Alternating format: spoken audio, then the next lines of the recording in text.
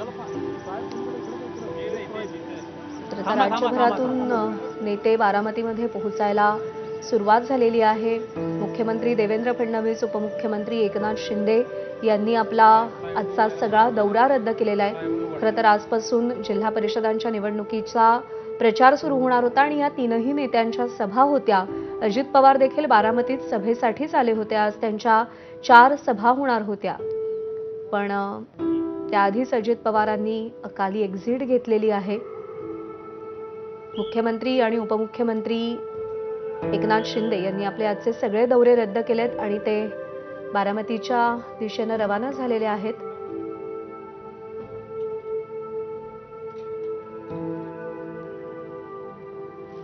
आणि ही दृश्य आपण पाहतोय, शरद पवार हे बारामतीमध्ये पोहोचलेले आहेत। त्यांच्यासोबत प्रतिभाताई पवार सुद्धा आहेत।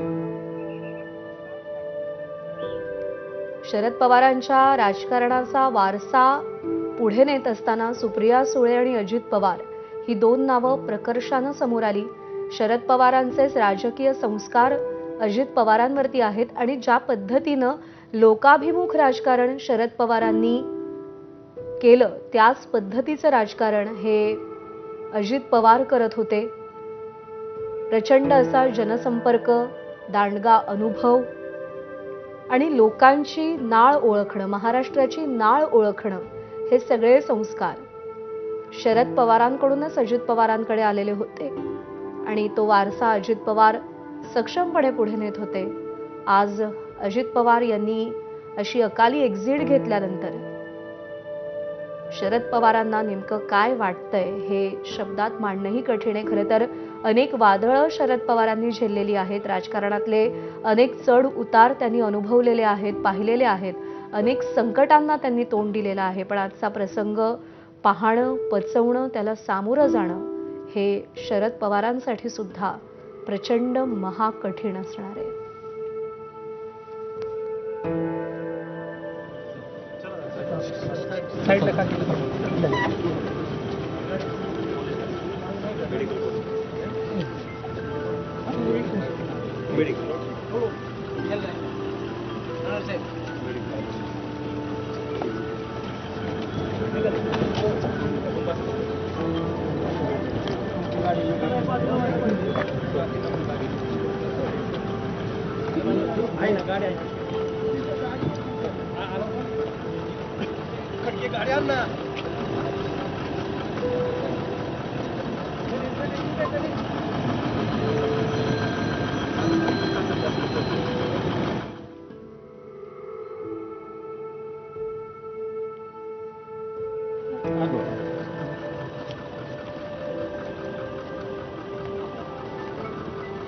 शरद पवार बारामतीमध्ये पोहोचलेले आहेत आणि शरद पवारांसोबत त्यांच्या पत्नी प्रतिभाताई पवारही पोहोचलेल्या आहेत। अत्यंत कठीण, अत्यंत दुःखद असा पवार कुटुंबियांसाठी हा प्रसंग आहे। या प्रसंगाला शरद पवार आणि संपूर्ण पवार कुटुंबीय कसं सामोरं जाणार, हे सत्य कसं पचवणार, हा मोठा प्रश्न आहे। मंदार गोंजारी आपल्याला अपडेट देतील।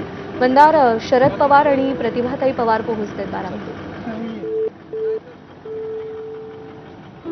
मंदार गोंजारी यांच्याशी पुन्हा एकदा संपर्क साधायचा प्रयत्न करूया। तर बारामतीमध्ये शरद पवार आणि प्रतिभाताई पवार पोहोचलेले आहेत। शरद पवार हे रवाना झालेत, प्रतिभाताई पवार देखील रवाना होतील। राजकारणातली असंख्य वादळं, असंख्य चढउतार, असंख्य आव्हानं शरद पवारांनी झेललेली आहेत आणि परतूनही लावलेली आहेत। पण आजचा प्रसंग, त्याला सामोरं जाणं, तो पाहणं, तो स्वीकारणं हे शरद पवारांसाठी सुद्धा अतिशय कठीण असणार आहे। तेवढंच ते प्रतिभाताईंसाठी सुद्धा कठीण असणार आहे, प्रत्येकासाठी कठीण असणार आहे। कारण का अजित पवार हे पवार कुटुंबामध्ये प्रचंड लाडके होते, जवळचे होते। जरी राजकीय वाटा वेगळ्या असल्या तरी सुद्धा कुटुंब म्हणून पवार कायमच एकत्र होते।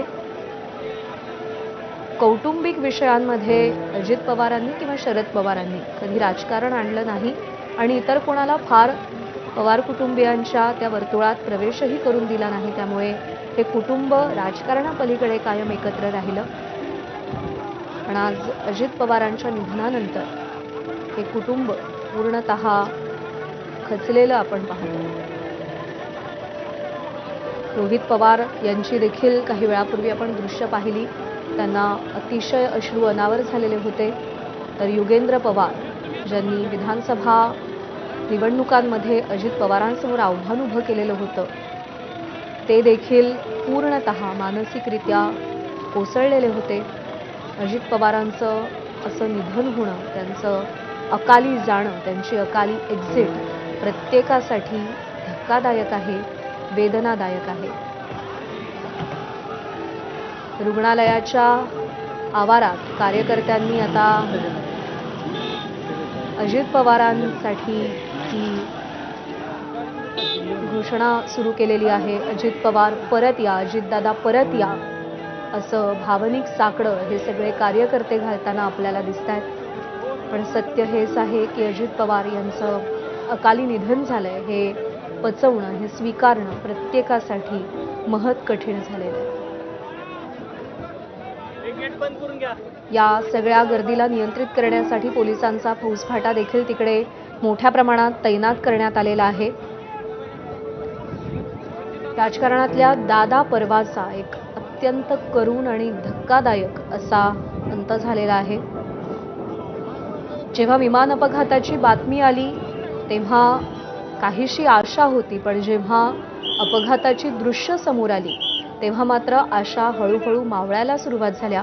कारण का विमानाचा चक्काचूर झाला होता, विमान पूर्णतः जळलेल्या स्थितीत होतं. त्यामुळे त्यातून प्रवास करणारे किती जण वाचले असतील ही शक्यता काहीशी धूसर होत होती. आणि त्यानंतर काहीच वेळात ती अत्यंत अमंगल आणि दुःखद बातमी महाराष्ट्राच्या कानावर येऊन धडकली.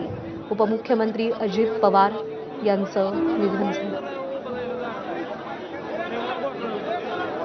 धडाडीचे नेते म्हणून अजित पवारांनी महाराष्ट्राच्या राजकीय वर्तुळात आपली ओळख निर्माण केलेली होती.